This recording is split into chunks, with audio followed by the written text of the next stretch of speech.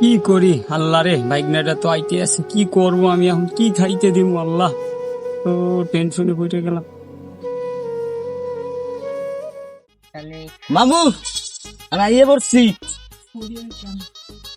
সকালে, দুপুরে, বিকালে, রাইতে শুধু গরু চলবে, গরু আর গরু। না, সকালে, দুপুরে, রাইতে তুমি কি বুঝাইলা? আমি তো কিছুই বুঝলাম না বাইক না। বুঝো নাই? মামি গরু রানবে আর আমি খামু, বুঝ? ও, এইবার বুঝলাম বিষয়টা।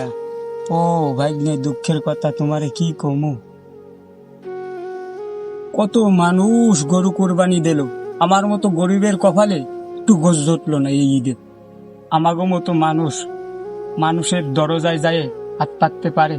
তাই সম্ভব আমাগো মতো মানুষের যে এক টুকরা গোশের জন্য মানুষের ধারে যায় ভিক্ষুকের মতো লাইন দেব? যারা প্রতিবেশী তাদেরকেও এক টুকরো গোশ ধরায় দেয়, যারা ভিক্ষুক তাদেরকেও এক টুকরা গোশ ধরায় দেয়। এটা কি ইনসাফ হলো?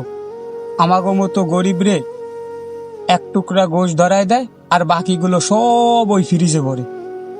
এই হলো কুরবানি, আর এই হলো তাদের ইনসাফ। এক টুকরো গোশের ইনসাফ এই, আর এই তাদের কুরবানি। এই ত্যাগ স্বীকার করে। আমাগো মতো গরিবের কপালে এই কুরবানি তো একটু গোশ জোটে। ভাই আপনার সব কথা আমি শুনেছি ভাই, আমার নিজের দ্বারাই খারাপ লাগতেছে ভাই। আসলে কিছু লোক আছে কুরবানি দেয় ফ্রিজ ভরার জন্য, আর গোশ বিলানোর সময় মানুষের মুখ চেনে চেনে গোশ বিলায়। ভাই আমি নিজেও বেশি গোশ পাইনি, এটাই আমার পাড়া প্রতিবেশী কুরবানি দিচ্ছে, এক টুকরো বেশি কেউ দেয় না ভাই। মন খারাপ করে কি করবেন ভাই, এই সমাজে আর এরকমই চলে। মন খারাপ করো না, তুমি আমার লগে বাড়ি লো, বস আমি তোমাদের খাওয়াবো।